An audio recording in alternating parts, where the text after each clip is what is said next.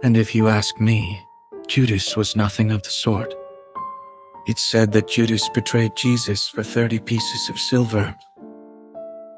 But to betray all of us, what would one ask of the Mafia? Think about it. What would the traitor gain by selling us out to them? Money, fame, status. Would that be enough to gratify any of us, or to slake our thirst in any way?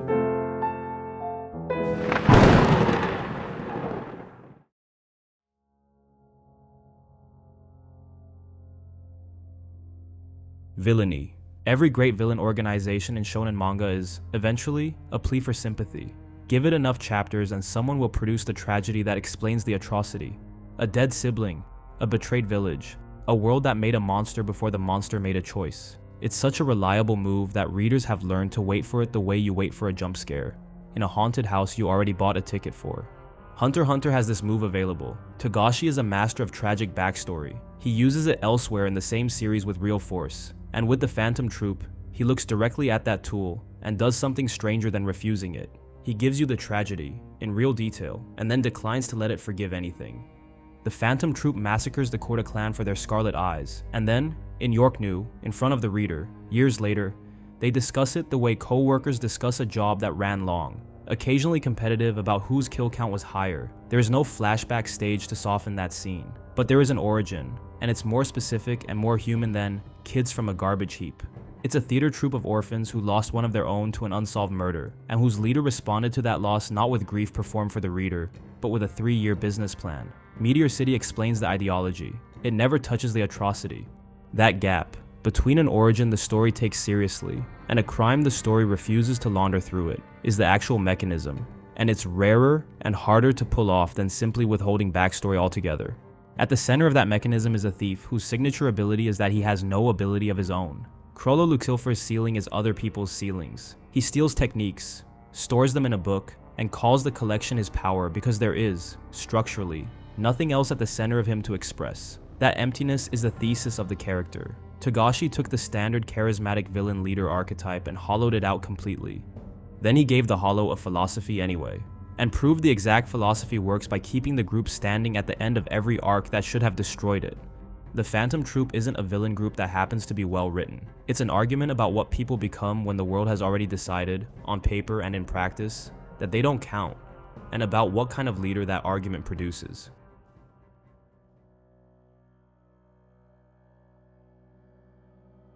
A skill hunter, sometimes glossed as Bandit's secret, looks on a chart like a gimmick, a specialist type ability that lets its user steal other people's Nen abilities and store them as pages in a book. In practice, it's the single most restrictive Nen construct given serious page time in the series, and its restrictiveness is the actual characterization.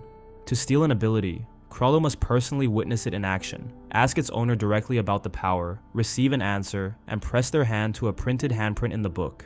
And all 3 conditions must be satisfied within a single hour of each other. Once stored, the power comes with its own restrictions. He must hold the book open to the correct page in his right hand to use it, which means he cannot fight hand to hand while wielding a stolen technique, and dropping the book or having it change hands severs his access. He later develops workarounds, Double Face, a bookmark that lets him hold his place in an ability without keeping the book physically open, freeing his hands for techniques like convert hands that need both. But every workaround is itself a new, specific, invented rule, which is the opposite of how power usually expands in this genre.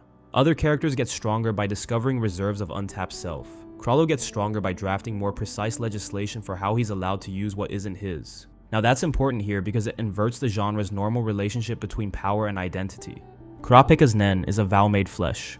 His chains exist because of a promise to a dead family, and his self-imposed restriction, using his scarlet-eyed abilities against anyone but the troupe would kill him, is a wound turned into architecture. Restriction for Kurapika is the price of devotion. It's proof he has something he won't compromise. Hisoka's Nen, by contrast, is almost entirely appetite. Bungee gum and texture surprise exist to extend his reach and disguise his intent, tools built to serve a hunger for a good fight that needs no justification beyond itself.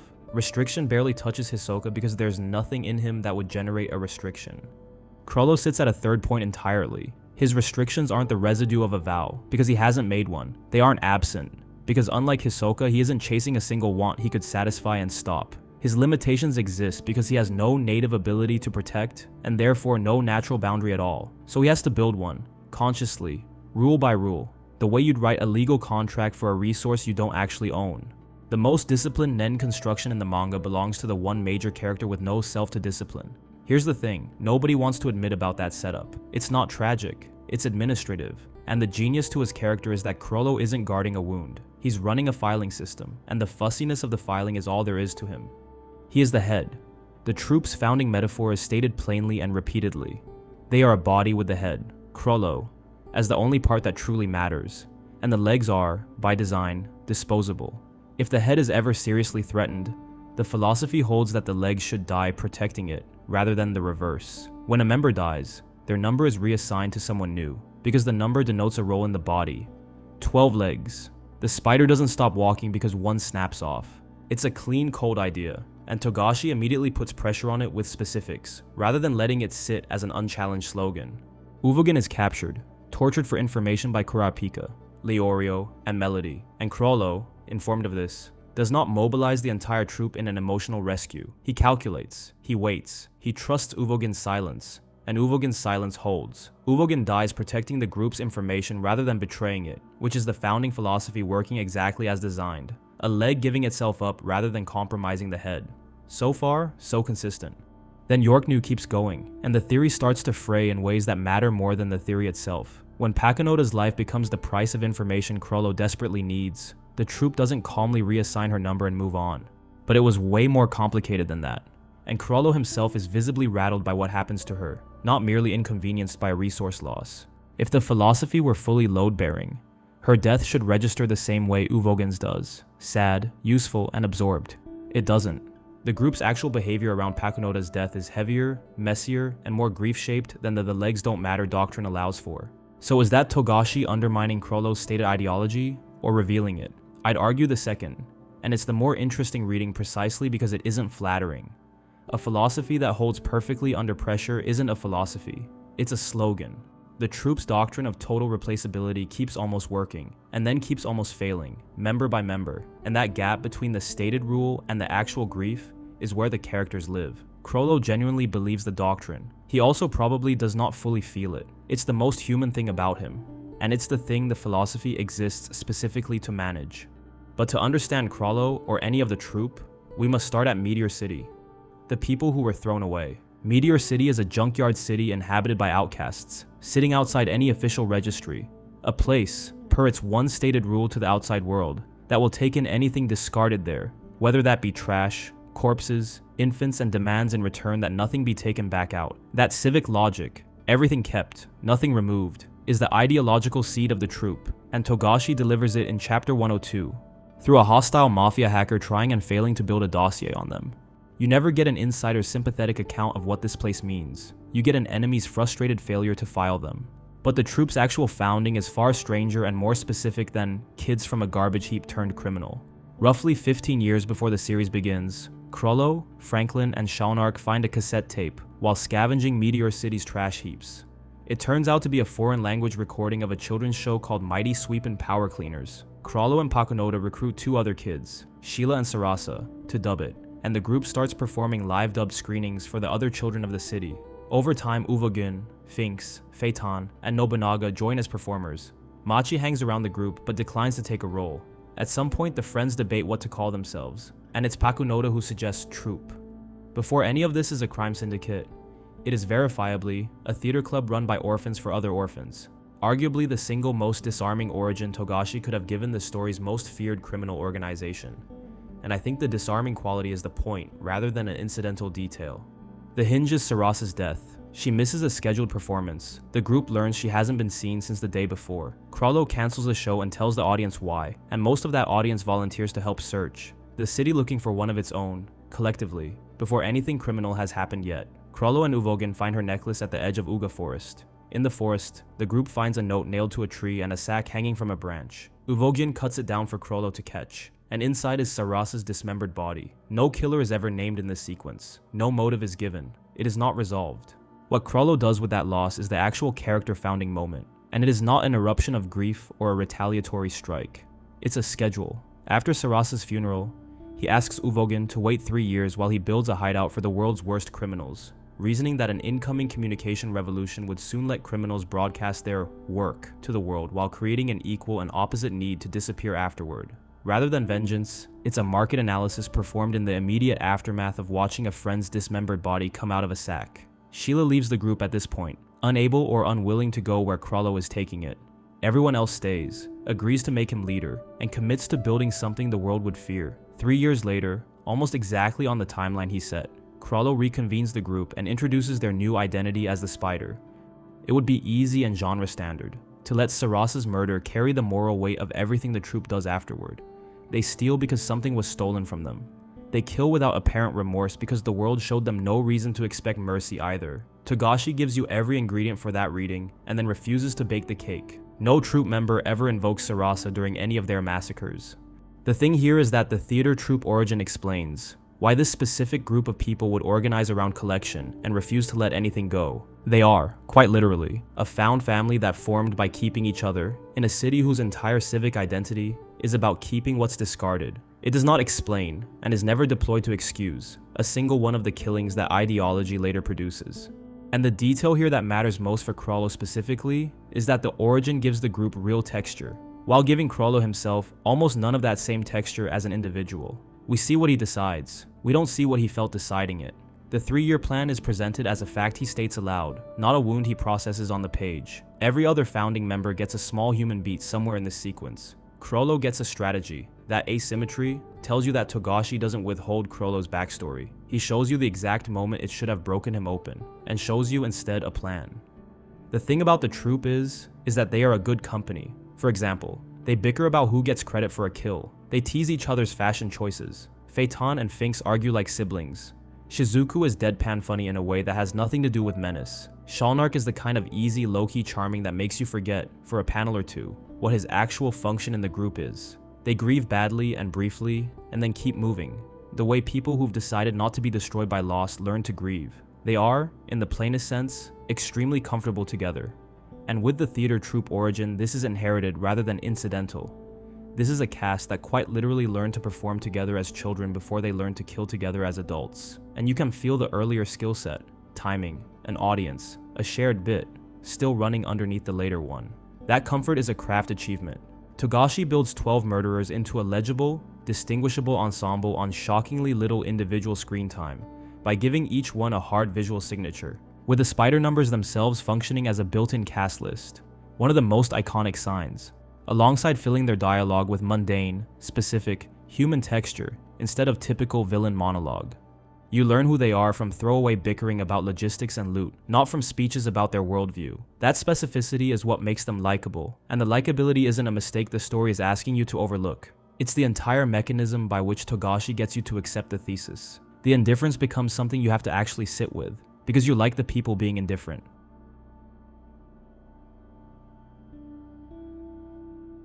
Kurapika, having infiltrated the auction to recover the Kurta eyes, corners Chrollo and Pakunoda and binds them both with his judgment chain, an ability that kills its target automatically if they violate its terms. Chrollo is forbidden from using Nen and from communicating anything about the encounter to the rest of the troupe. Pakunoda is given a set of conditions of her own. The head of the spider is, for the first time in the story, completely inert. Not defeated, not outmaneuvered in a fight, just legally and biologically silenced. What happens next is the best constructed sequence Togashi has ever written for this cast, and it works because he sets every rule in advance and then lets the arithmetic run without interference. Pakunoda has learned things from Kurapika that the rest of the troupe cannot be allowed to know without risking everything Chrollo has built, and she cannot tell them without violating the chain's terms, which would kill her. Her solution is to transfer the memories directly into the other members through her Nen ability, dumping the knowledge into their heads all at once, and then to die from the chain's condition anyway, having chosen to give the information at the cost of her own life. It is, functionally, a vote, the only moment in the series where the legs of the spider act on the group's behalf, without, and arguably against, the head's input. Chrollo, bound and silent, does not make this decision. Pakunoda makes it for him, the same Pakunoda who, 15 years earlier, was there at the founding, suggesting the word troupe in the first place. There's no crying jag over her body, The troupe absorbs it the way the doctrine says they should. And yet, as I mentioned earlier, you can feel the absorption cost something. Togashi trusts the reader to supply the weight rather than staging it for them, which is precisely the discipline that makes the scene land as tragedy without ever performing tragedy. It's the single clearest demonstration in the whole series that this group can produce real sacrifice without ever needing to dress it in sentiment. At the end of the day, I'd argue Kurapika gets a tactical win and an ethical loss, and the group that murdered his family is barely inconvenienced by it. He recovers the eyes. He extracts a measure of information and a measure of vengeance. He does not destroy the troupe, does not avenge his clan in any structural sense, and walks away from the arc having bound himself, by his own Nen's built-in rule, to abilities that will kill him if he ever uses them against anyone but this specific group of people. The troupe, meanwhile, loses Uvogen and Pakunoda, and keeps functioning at essentially full capacity. That's the troupe's finest achievement as antagonists. They win yorknew by having already won it, years earlier, the moment the massacre was finished and the eyes were sold. Nothing Kurapika does in the arc can undo the completed fact of the crime. He can only punish it, and punishment is not restoration.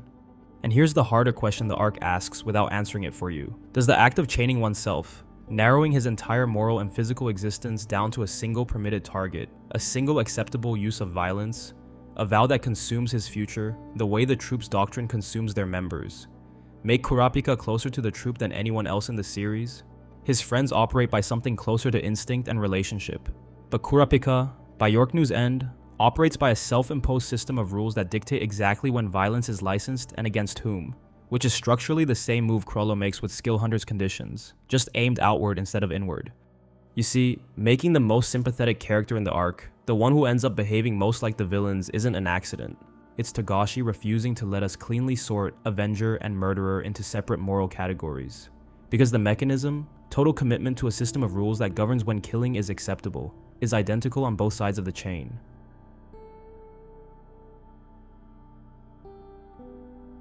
Chrollo, without a doubt, by far one of my favorite villains in manga. He might not have the most depth, but where Chrollo shines, and where Togashi goes the extra mile, is the symbolism embedded in his character.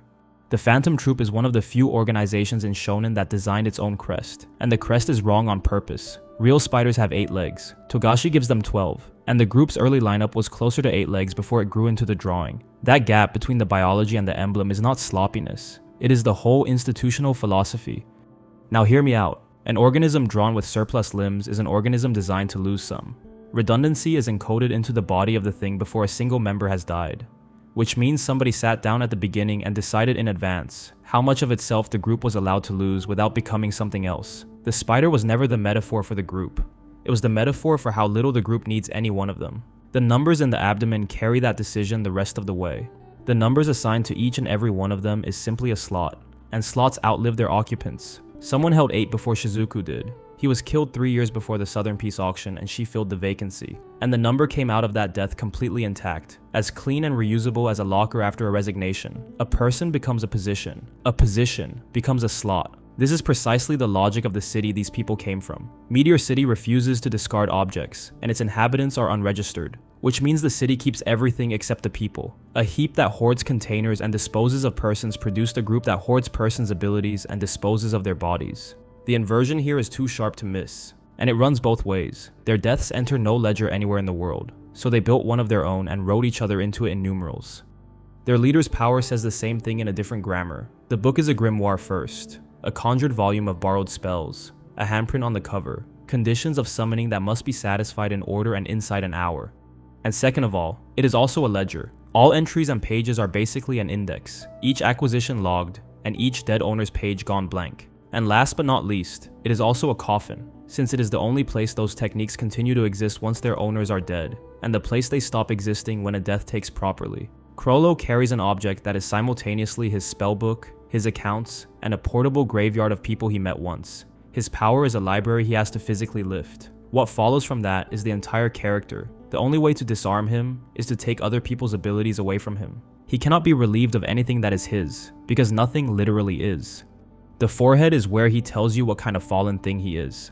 An inverted cross is not a subtle tattoo, and the forehead is the least subtle location on a human body, which is a strange choice, considering this is a man in a profession that rewards being unmemorable. The name does the rest of the work. Lucifer is close enough to Lucifer to be deliberate and far enough to avoid a thesis statement. and the difference between the two is the interesting part.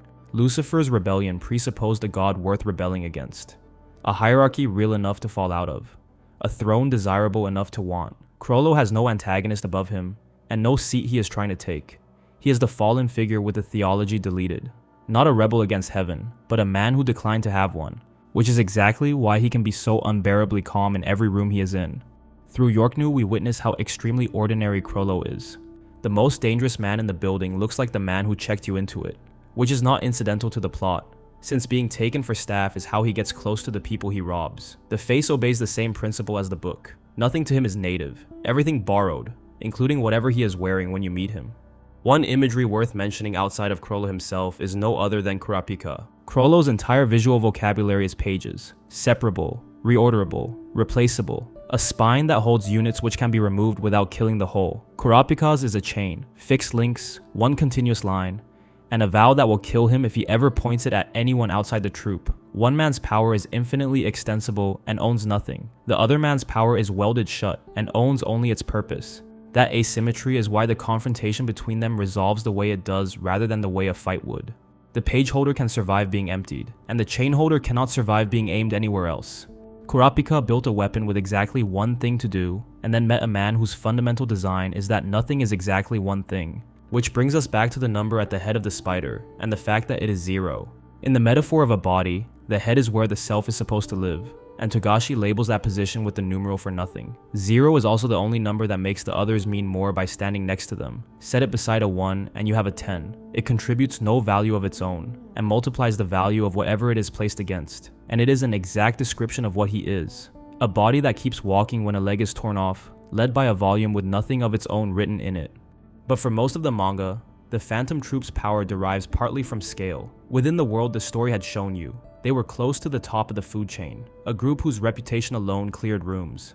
With the current arc being the Succession arc, aboard the Black Whale, as part of the larger Dark Continent expedition, it changes the size of the room dramatically. We got princes with private armies, mafia families with generational resources, and nevertheless with Dark Continent threats that dwarf anything before, are suddenly the operating environment. And the troop, for the first time since their introduction, is one faction among many. So you may think to yourself, what does that do to a group whose entire self-conception was built on being untouchable? But the thing is that doesn't matter at all. A leader whose entire skill set is acquisition of whatever is currently useful doesn't need to be the strongest thing in the room. He needs the room to contain things worth stealing. And the Dark Continent is literally the largest imaginable buffet of abilities and secrets the series has ever offered him.